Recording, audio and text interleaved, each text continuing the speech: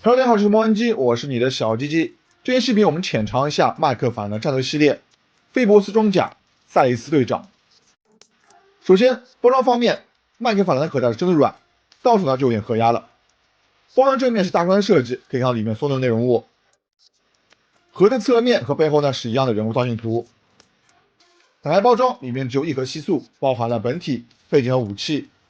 另外，在盒子内侧给到2张卡片，一张为人物的介绍卡，另一张呢应该是某种点卡。首先涂装部分，麦克法兰是标准的美式大胶，全员涂装和漆都是有给到的，但是呢非常的粗糙，特别是在肩胛浅色的位置，感觉就是用笔涂留下的一道道笔痕。另外，全身呢是有给到银色的摩擦做出涂装，但是这个银色并没有在边缘处，而是集中在一块，哪哪都有。在腿的表面给的很多，反而更像高光了。素体为1:10 7寸的可用人偶，整体是比较大的，高度差不多在21厘米左右。我们拿出同系列泰吐斯，两者是差不多的。再拿出暗圆4点的泰吐斯，那麦克法兰在肚子上要大了很多。细节部分，这个真人头呢是真的很不错，不管是细节还是整体比例呢都是非常协调。看上一款泰吐斯的倭瓜头，这简直就是两个极端。头部左侧是一个改造的机械装置，中间稍微是有点肉了。头发部分在缝隙处是比较渗线，但给有点多，看上去比较脏。除了真人头外，这次给到一颗猪皮造型的头盔。说实话，猪皮头盔呢还是暗用做的比较好看一点。这个呢小眼睛、小嘴巴，看上去特别呆。两个头上身效果还是真人头的比较好看一点，并且头盔是没有喜字的，和全身的颜色是有点差别，不是很匹配。胸甲前方为一个黑色带有翅膀的骷髅浮雕，老麦是没有做高光处理的，所以整体有点平。胸前两侧，右侧为一个小包，左侧为绳子，并且有骷髅造型的扣子连着披风。肩胛部分，右侧上半部分为白色，下边缘半圈是黑色，中间为金色的桂冠的骷髅浮雕，左侧中间也是白色，但外圈的边缘给了黑色的包边，中间则是血爱的标志和赛雷斯英文文字。手臂方面，则在左手的手腕处给到了屏幕和按钮细节。另外中间为比较常规的金色骷髅，两侧下方皮带是假的，只有半截。后侧的是装备的一个小包和一个手雷，两者是没有分色的。身体的背后呢有一块尼龙材质的披风，披风上有着方块的迷彩造型，但披风四处是没有铁丝，所以不能固定造型。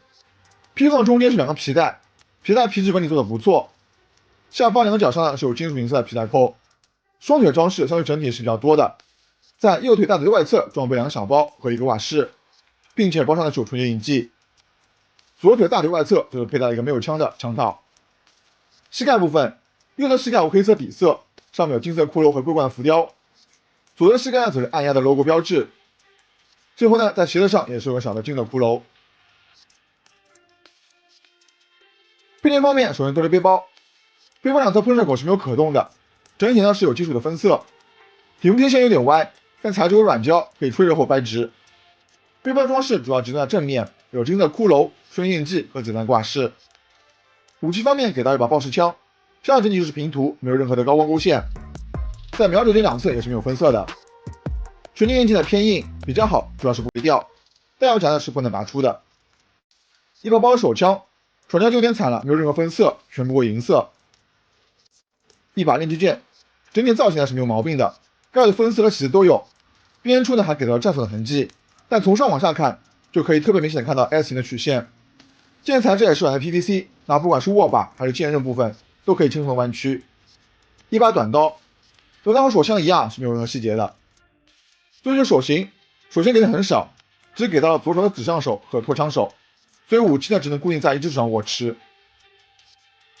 左头方面，头部旋转是没有任何问题的，上下呢只有一点点的范围，手臂可以旋转360度，平举只能达到45度左右，曲肘是比较基础的，能达到90度。大臂处有平掌关节可以旋转，肩胛部分是单球关连接，所以几乎是没有可动的，也不能避让。腰部处可以旋转弯曲，但关节比较松。腿的前踢和后踢虽然实侧呢可以旋转360度，但我发现连材质比较软，过多的旋转呢会断裂。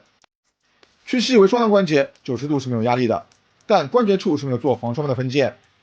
脚掌可动几乎是没有，关节卡得很紧，小幅度上下的可动还是有点，但左右基本都是死的，整体坚定性呢是非常的差。总体来说，这款除了脸是亮点外，其他就是美系大哥的水准。涂装不行，可动拉挂，玩不惯暗源小伙伴也就别碰麦克法兰了。